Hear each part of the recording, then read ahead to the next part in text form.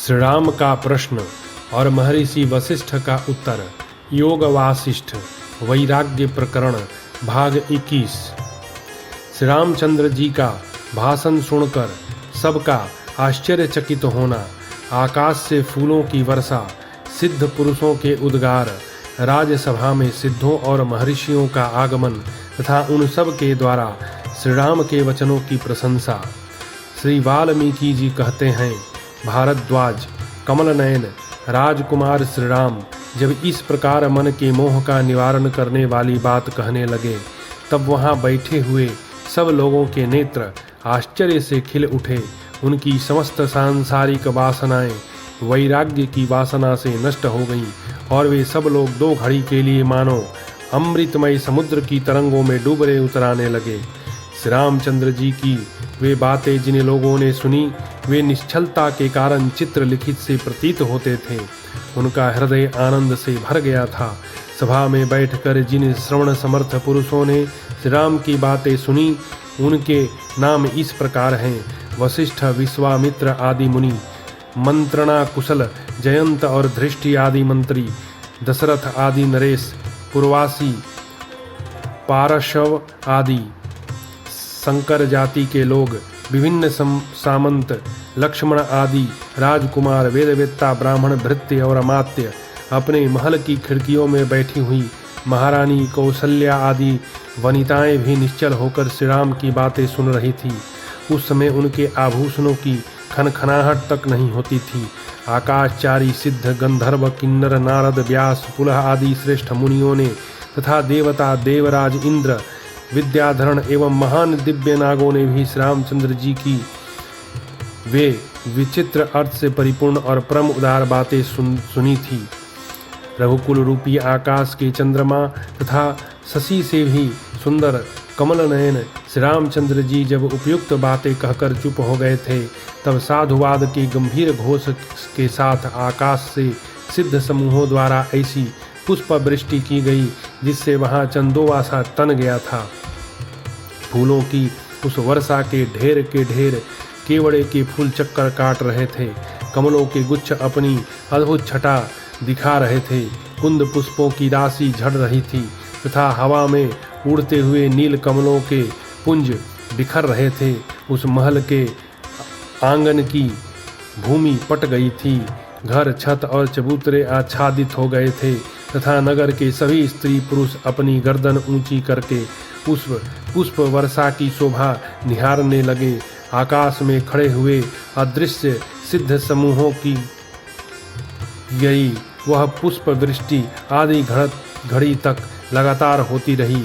सभा और उसमें बैठे हुए लोगों को आच्छादित सा करके जब वह पुष्प वर्षा बंद हुई, तब सभासदों ने सिद्ध समूहों का यह वार्तालाप अपने कानों से सुना।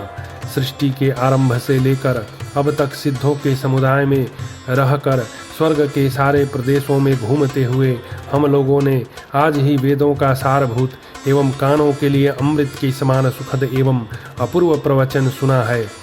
वीतराग होने के कारण इन रघुकुल चंद्र श्री राम ने जो बातें कही हैं, उन्हें संभवतः बृहस्पति जी भी नहीं जानते हैं। ओह, यह बड़े सौभाग्य की बात है कि आज हम लोगों के श्री रामचंद्र जी के मुखारविंद से प्रकट हुआ यह परम पुण्यमय प्रवचन सुना है, जो अंतःकरण को परम आह्लाद प्रदान करने वाला है। इन रघुनंदन ने इस समय आदर पूर्वक जो उचित भाषण किया है, वह शांति रूपी अमृत से भरा होने के कारण परम मनोहर है। इस भाषण ने श्रेष्ठता का पद प्राप्त कर लिया है। यह प्रवचन सर्वोत्तम सिद्ध हुआ है। इसके द्वारा हमें भी तत्काल यह ज्ञान हो गया है कि स्वर्ग आदि के सुख भी निसार हैं। रघुकुल तिलक श्री राम के द्वारा उठाए गए इन पावन प्रश्न वाक्यों का महर्षि लोग जो निर्णय करेंगे, उसे भी सुनना उचित होगा। नारद, व्यास और पुलह आदि मुनीश्वरों, आप सभी महर्षि उस निर्णय को निर्विघ्न रूप से सुनने के लिए शीघ्र यहाँ पधारें। जैसे केसर की शोभा से परिपूर्ण हो, सुवर्ण की भांति उद्दीप्त होने वाली कमलिनी पर भ्रमर चारों ओर से टूट पड़ते हैं, उसी प्रकार हम भी धन वैभव से पूर्ण तथा सुवर्णमयी सामग्रियों से प्रकाशित होने वाली राजा दशरथ की इस पुण्यमयी सभा में सब ओर से प्रवेश करें। श्री वाल्मीकि जी कहते हैं, भारद्वाज सिद्धों के ऐसा कहने पर विमानों में निवास करने वाले दिव्य महर्षियों की वह सारी मंडली उस राजसभा में उतरी।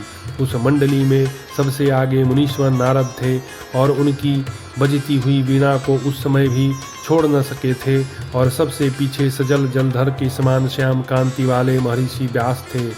इन दोनों के बीच में शेष ऋषियों की मंडली थी। भृगु, अंगिरा, पुलस्त्य आदि मुनीश्वर उस मंडली की शोभा बढ़ाते थे।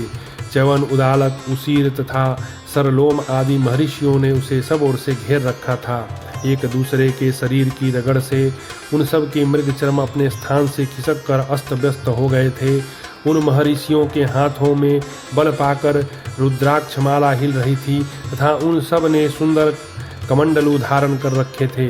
आकाश में अपने तेज पुंज के प्रसार से श्वेत एवं रक्त प्रभा धारण करने वाली यह मुनि मंडली तारों की पंक्ति से समान प्रकाशित हो रही थी। परस्पर के तेज से उन सब के मुखमंडल ऐसे उद्भासित हो रहे थे मानो अनेक सूर्यों की पंक्तियां प्रकट हो गई हों। उस मंडली में व्यास जी ऐसे सुशोभित हो रहे थे मानो तारों के समुदाय में श्याम में घिर आया हो, और देवर्षि नारद तारिकाओं के समूह में शीतरश्मि चंद्रमा की सी शोभा धारण करते थे। महर्षि पुलस्त्य देवमंडली के बीच देवराज इंद्र के समान विराज रहे थे। महर्षि अंगिरा ऐसे प्रकाशित होते थे मानो देवताओं के समूह में साक्षात सूर्य उपस्थित हो। आकाश मंडल से वह सिद्ध सेना ज्यों ही भूतल पर उतरी त्यों ही मुनियों से भरी हुई दशरथ सभा के सभी लोग उठकर खड़े हो गए। वशिष्ठ और विश्वामित्र ने अर्घपाद्य तथा मधुर वचनों द्वारा क्रमशः उन सभी आकाशचारी सिद्धों तथा महर्षियों की पूजा की। आकाशचारी सिद्ध आदि के उस महान समुदाय ने भी अर्धपाद्य एवं मधुर वचनों द्वारा वशिष्ठ और विश्वामित्र का आदर पूर्वक पूजन किया। तत्पश्चात भूपाल दशरथ ने संपूर्ण आदर भाव के साथ उस सिद्ध समुदाय का पूजन किया। फिर उस सिद्ध समुदाय ने भी कुशल प्रश्न संबंधी वार्तालाप द्वारा महाराज दशरथ का सत्कार किया। उस समय प्रमोचित दान मान आदि क्रियाओं द्वारा एक दूसरे से सत्कार पाकर सभी आकाशचारी तथा भूमंडल में विचरने वाले महर्षि यथा योग्य आसनों पर बैठे। उन लोगों ने सामने नतमस्तक होकर बैठे हुए श्री रामचंद्र जी का चारों ओर से मधुर भाषण, फूलों की वर्षा और साधुवाद के द्वारा पूर्ण सत्कार किया।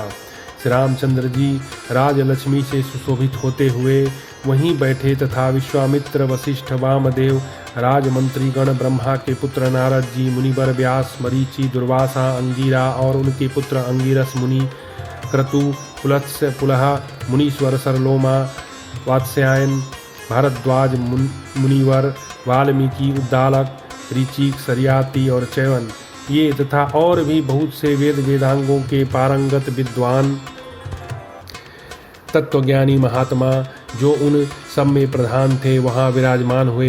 तत्पश्चात वशिष्ठ जी और विश्वामित्र जी के साथ नारद आदि जो सांग वेद का अध्ययन कर चुके थे मस्तक झुकाए हुए श्री रामचंद्र जी को लक्ष्य करके इस प्रकार बोले, अहो बड़े आश्चर्य की बात है कि राजकुमार श्री राम ने इस प्रकार अनेक कल्याणमय गुणों से सुशोभित, वैराग्य से पूर्ण तथा परम उदारता से युक्त बातें कही हैं। श्री राम के भाषण में वक्तव्य अर्थ इदमिथम रूप से व्यवस्था पूर्वक निहित है। उसे ऐसी सुबोध भाषण में कहा गया है जिसे सुनते ही श्रोता वास्तविक अभिप्राय को समझ लें। जो बात कही गई है वह सर्वथा उचित और स्पष्ट शब्दों में प्रतिपादित है। श्री राम की यह वाणी उदार है, इसके भीतर बहुत से उत्कृष्ट अभिप्राय छिपे हुए हैं। यह सुनने में प्रिय और श्रेष्ठ पुरुषों के योग्य है। इसमें जो कुछ कहा गया है वह चंचल चित्त से नहीं, स्थिर बुद्धि से विचार कर व्यक्त किया गया है। इसका भाव स्पष्ट रूप से समझ में आता है। इस भाषण का प्रत्येक पद अभिव्यक्त, व्याकरण विशुद्ध तथा सुस्पष्ट, ग्रस्त आदि दोषों से रहित है। यह वाणी इष्ट, प्रिय एवं हितकर तथा आंतरिक संतोष की सूचक है। श्री रघुनाथ जी के मुख से निकला हुआ यह वचन किसको आश्चर्य में नहीं डाल देता। सैकड़ों में किसी एक पुरुष की ही वाणी संपूर्णतः उत्कृष्ट, चमत्कारपूर्ण और अभीष्ट अर्थ को प्रकट करने में समर्थ होती है। राजकुमार, आपके सिवा दूसरा कौन है जिसकी बाण के समान सूक्ष्म अर्थ का भेदन करने वाली कुशाभ बुद्धि रूपिणी लता विवेक रूपी फल से शोभित हो, विचार वैराग्य रूपी उत्तम विकास को प्राप्त हो रही हो।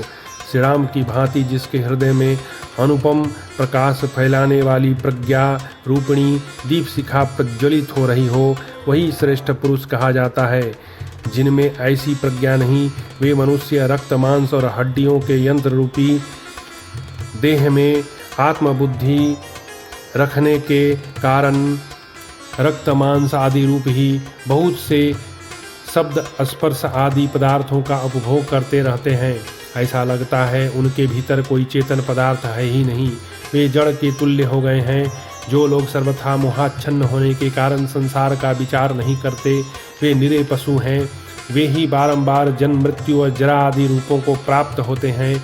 जैसे लोक में सर्वोत्तम मधुर फल और सुंदर आकृति के वाले आम के वृक्ष बिरले ही होते हैं, उसी प्रकार उत्कृष्ट चमत्कार से पूर्ण तत्व साक्षात्कार रूप फल से संपन्न एवं सुंदर शरीर वाले भव्य पुरुष इने गिने ही होते हैं।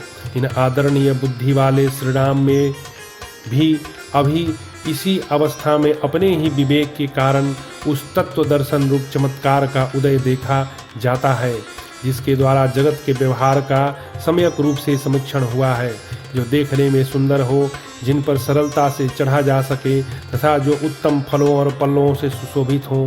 ऐसे वृक्ष प्रायः सभी देशों में उत्पन्न होते हैं, परंतु चंदन के वृक्ष सर्वत्र नहीं होते। इसी तरह श्रीराम जैसे पुरुष सर्वत्र दुर्लभ हैं। फल और पल्लवों से भरे पूरे वृक्ष प्रत्येक वन में सदा सुलभ होते हैं, परंतु अपूर्ण चमत्कार से युक्त लौंग का वृक्ष सदा और सर्वत्र सुलभ नहीं है। इसी तरह श्रीराम जैसे पुरुष सर्वत्र दुर्लभ है। जैसे चंद्रमा से शीतल चांदनी उत्पन्न होती है, सुंदर वृक्ष से मंजरी प्रकट होती है और फूलों से सुगंध का प्रवाह प्रादुर्भूत होता है, उसी प्रकार श्री रामचंद्र जी से यह तत्व दर्शन रूपी चमत्कार का आविर्भाव देखा गया है।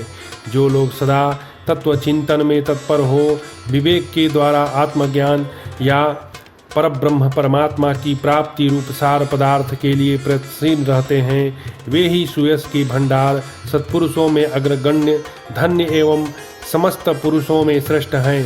तीनों लोकों में श्री रामचंद्र जी के समान विवेकशील और उदार चित्त पुरुष न तो अब तक कोई देखा गया है और न भविष्य में ही कोई होगा, ऐसी हमारी मान्यता है। सर्ग 32 से 33 समाप्त। यहाँ वैराग्य प्रकरण की समाप्ति हुई।